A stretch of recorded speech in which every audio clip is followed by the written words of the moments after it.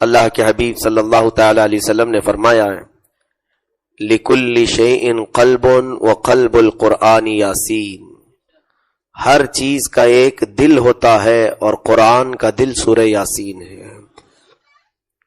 یقیناً سورہ یاسین قرآن عظیم کا دل ایسے ہے کہ ہزاروں دلوں میں اتر بھی جاتا ہے، اور ہزاروں نہیں کروڑوں دلوں کا سکون ہے۔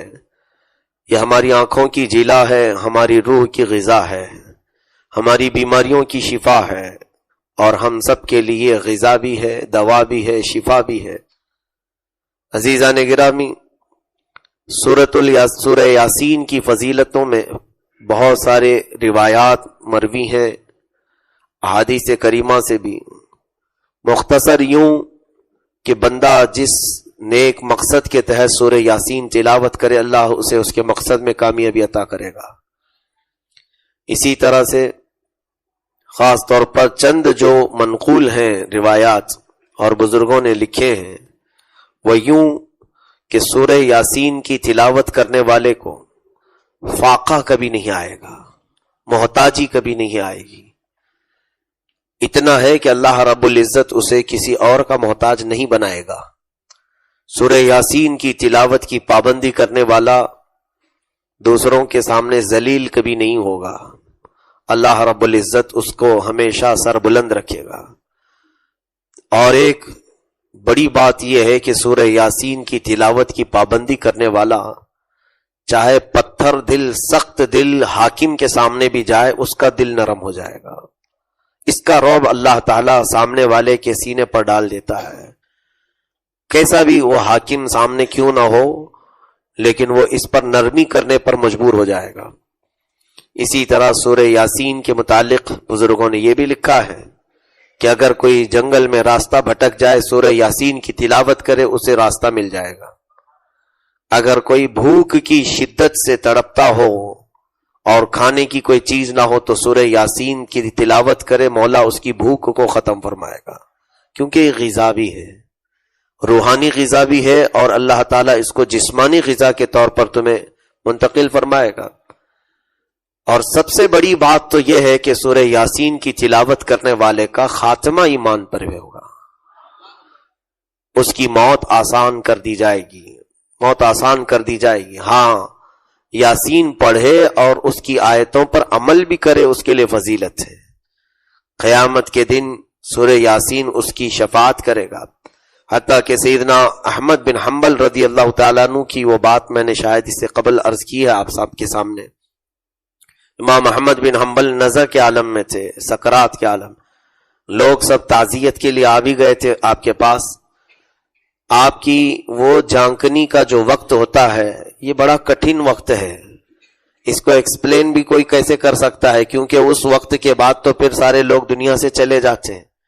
نزا کی تکلیف کیسی ہوتی ہے، سکرات کا وقت کیسا ہوتا ہے، یہ بتایا بھی نہیں جا سکتا، بتانے والا تو دنیا میں واپس آتا نہیں، جس کو ہوئی ہے وہ سیدھے قبر میں چلا جاتا ہے۔ حتیٰ کہ بعض بزرگوں نے یہ کہا ہے اس کی تکلیف کو یوں اندازہ کر سکتے ہو کہ سکرات کے وقت اگر جسم پر مکھی بیٹھ جائے تو ایسا لگے گا کہ ایک پہاڑ بیٹھا ہے، اور اس کے لیے ایک بوند پانی ایک ندی پانی کے برابر لگتا ہے۔ ایک چمچ پانی یا تھوڑا سا چند قطرے پانی اسے ایک ندی بھر کے پانی کی طرح لگتا ہے، کہ اتنی شدت کی پیاس اور شدت کی تکلیف۔ ایسے حالات میں ایمان ڈگمگاتا ہے ہزاروں کا، وہ بہت ہی کٹھن وقت ہوتا ہے۔ آپ اندازہ کریں کہ یہاں ہم تھوڑی سی تکلیفوں میں اگر کوئی سہارا ملتا ہے تو اس کے پاس چلے جاتے ہیں، چاہے وہ کیسے بھی عقیدے کا کیوں نہ ہو، ہوتا نہیں ہے؟ بچہ بیمار ہے تو کبھی کسی کے پاس چلے گئے، مندر بھی چلے گئے، پتھر کے پاس بھی گئے، درخت کے پاس بھی چلے گئے، بس ہمیں سکون چاہیے، بیماری ختم ہونی چاہیے۔ جب ہم یہاں پر عافیت کے وقت، آرام کے وقت غلط راستوں پر چلے جاتے ہیں ہماری ضروریات پورا کرنے کے لیے، تو سکرات کے وقت جب شدت کی تکلیف ہو رہی ہو اور ابلیس لعین اس وقت آئے اور کہے کہ میں تمہاری تکلیف کو دور کروں گا، تمہیں راحت دوں گا، تمہارے جسم میں ٹھنڈک پہنچاؤں گا، اور میٹھا ٹھنڈا پانی اپنے ہاتھ میں لے کر کھڑا ہوگا، خوشبودار، کہے گا یہ پانی تیرے لیے میں لایا ہوں، تو وہ سکرات والا یہی پوچھے گا کہ کیا کرنا ہوگا. ابلیس کہے گا بس تو کہہ دے کہ میں عبادت کے لائق ہوں, سجدہ میرے لیے ہے, خدا کے برابر کا درجہ مجھے دے دے. تو عام ذہن رکھنے والا, ایک عام عقیدہ رکھنے والا, وہ یہ سوچے گا جان تو چھوٹ جائے, پریشانی میں جو مبتلا ہوں ایک بار بول دیں شاید یہ پانی پلا دے گا. تو وہ سکرات والا اس کے لیے کہہ دیتا ہے تو جو بول رہا ہے سب میں بولنے کو تیار ہوں, بس پانی پلا دے. تو جب وہ کفریہ کلمات بکتا ہے سکرات والا, تو شیطان وہ پیالہ زمین پر پٹکتا ہے اور تالیاں مارتے ہوئے جاتا ہے, اور اس کی روح قبض کر لی جاتی ہے, کفر پر موت ہوتی ہے. ایسے ایک دو نہیں, کئی لوگوں کے ایمان کو وہ موت کے وقت کھینچتا ہے, چھینتا ہے, ایمان پر ڈاکہ ڈالتا ہے. تو میرے عزیزو, یہ کٹھن وقت کی حفاظت کیسے ہو؟ آج تو ہم الحمدللہ صحت و سلامتی کے ساتھ ہیں. کوئی اگر ہمیں بہکانے کے لیے آئے تو ہم تو اس کو منہ توڑ جواب دیں گے, لیکن شدت کی تکلیف کے دوران جب وہ ہمیں سہولتیں دینے کی بات کر رہا ہو اور ہم اس وقت جمے رہے ایمان پر, یہ بڑی بات ہے. وہ کیسے ہوگا؟ امام احمد بن حنبل رضی اللہ تعالیٰ عنہ کے اس واقعے سے اندازہ لگائیں. آپ نزع کے عالم میں تھے, بستر پر, سکرات کا عالم ایسا ہوتا ہے, لیکن اتفاق ایسا ہوا ان کے ساتھ, وہ اللہ بہتر جانتا ہے کہ رب تبارک و تعالیٰ چاہے تو موت کے منہ سے بھی کسی کو نکالے. ہاں, یہ دستور کچھ اور ہے دنیا میں کہ نزع کا عالم جب آ گیا, سکرات کا وقت آ گیا تو موت تو آنی ہے, لیکن یہ ہمارے لیے قانون ہے, اللہ کے لیے نہیں. تو سکرات کا وقت چلتا رہا اور تھوڑی دیر کے بعد اچانک ایسا ہوا کہ امام احمد بن حنبل کی طبیعت بالکل صحیح ہو گئی. آپ اٹھ کر بیٹھ گئے, ساری وہ کیفیت ختم ہوئی. تو ان کے جو مصاحبین, مریدین, متوسلین, شاگرد وغیرہ بیٹھے تھے, انہوں نے دیکھا کہ استاد گرامی تو اب صحیح سلامت ہے. تو آپ رونے لگے. کہا کہ اے لوگوں, میں تمہیں بتاؤں میرے ساتھ کیا پیش آئی بات. کہا کیا ہوا؟ کہا یہ نزع کا عالم, یہ سکرات کا عالم بہت ہی سخت ہوتا ہے, اس کو بیان بھی نہیں کر سکتا کہ کتنی تکلیف ہوتی ہے. میں انتظار میں تھا کہ موت آئے گی, لیکن نرخرے کی یہ تکلیف, جانکنی کی یہ تکلیف, اس شدت کے وقت مجھے بہت تیز پیاس لگی, اور اس وقت ابلیس لعین میرے سامنے کھڑا تھا اور آ کر کے مجھ سے, کس کی بات کر رہا ہوں؟ امام احمد بن حنبل کی, جن کو رسول کریم صلی اللہ علیہ وسلم کی 3 لاکھ حدیثیں یاد تھیں. اس امام کی موت کے وقت شیطان ان کے سرانے پر آ کر بہکاتا ہے, تو پھر عام لوگوں کا کیا حال ہوگا؟ اتنے بڑے پائے کے امام ہیں. وہ کہتے ہیں وہ مجھے گمراہ کرنے کی کوشش کرتا رہا, یہاں تک کہ میں تکلیف برداشت نہیں کر پا رہا تھا, اور ابلیس لعین کے ہاتھوں میں موجود پانی کو دیکھتا رہا کہ ایک بار یہ پلا دے. ظاہر سی بات ہے, شدت کی تکلیف میں کہیں سے کچھ ملے تو وہ مجھے بار بار اپنی طرف دعوت دے رہا تھا. میں اللہ کے حضور یہ سوچ رہا تھا کہ کہیں ایسا نہ ہو کہ میں اس کے بہکاوے میں آ جاؤں. اسی اثنا ایک خوبصورت نوجوان وہاں آیا. امام احمد بن حنبل فرماتے اس نے گھونسے لگا لگا کر کے شیطان کو مارنا شروع کیا, اور اتنا مارا کہ شیطان وہاں سے بھاگ گیا, قریب بھی نہیں آیا. اس نوجوان نے کہا اے احمد بن حنبل, فکر مت کر, میں تیری حفاظت کرتا رہوں گا. اس ابلیس لعین کو میں نے بھگا دیا.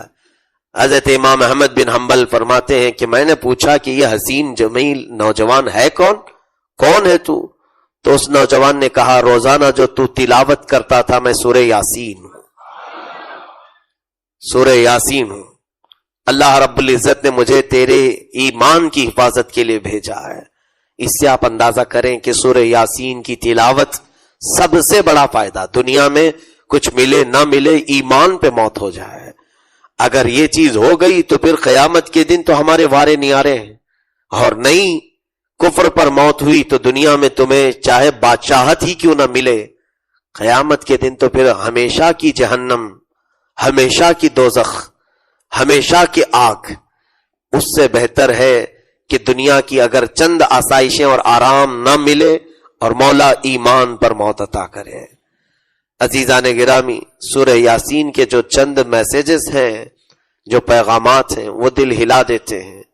اللہ رب العزت فرماتا ہے یا حسرتن علی العباد ما یأتیہم من رسول الا کانوا بہ یستہزئون الم یروا کم اہلکنا قبلہم من القرون انہم الیہم لا یرجعون.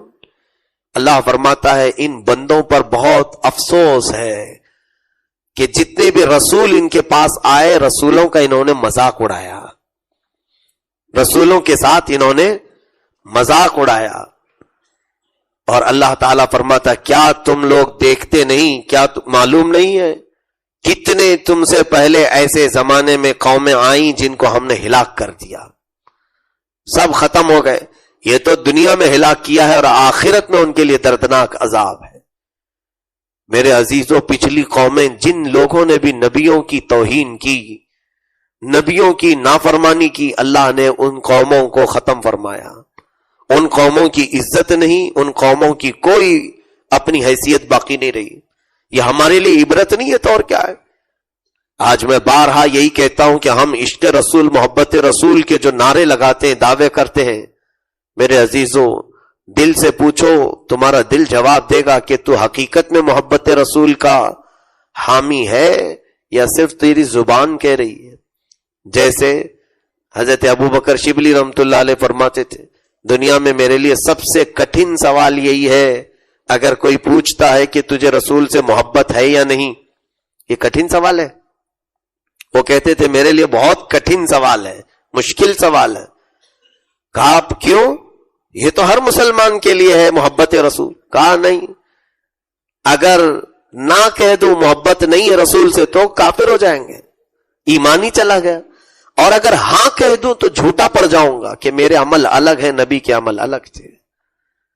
حقیقت ہے میرے عزیزو, ہاں کہو تو پھر تمہارے اعمال تمہارے خلاف بولیں گے. کیا رسول سے محبت یہ علامات تیرے اعمال تو دیکھ, نہ چہرہ رسول کی طرح رکھتا ہے, نہ کپڑے, نہ لباس, نہ اعمال, نہ کھانے پینے کے طریقے, نہ اٹھنے بیٹھنے کے سلیقے, نہ بات کرنے کے انداز, نہ لوگوں سے ملنے کے طور طریقے, کچھ بھی تو نہیں میل کھاتا ہے. تو یہ زبان